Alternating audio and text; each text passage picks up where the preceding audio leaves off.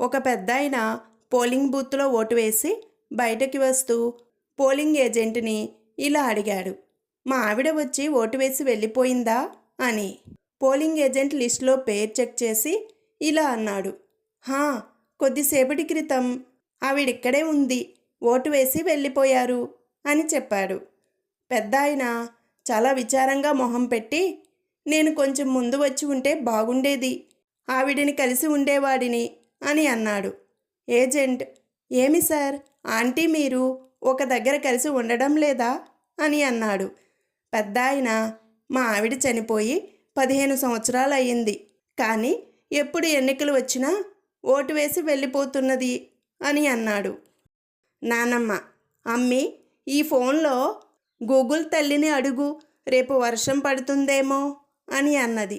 మనవరాలు ఫోన్ చూసి, పడుతుందంట నాయనమ్మ అని అన్నది. నాయనమ్మ, అయితే దానికి చెప్పు, రేపు మా ఊర్లో సంత ఉంది, కొంచెం ఆపమని అని అన్నది. భార్యాభర్తల మధ్య సంభాషణ. వెంగలమ్మ, మీ తల వెంట్రుకలు తెల్లబడినా మీసాలు మాత్రం ఇంకా నల్లగానే ఉన్నాయి, ఎందుకంటారు అని అడిగింది.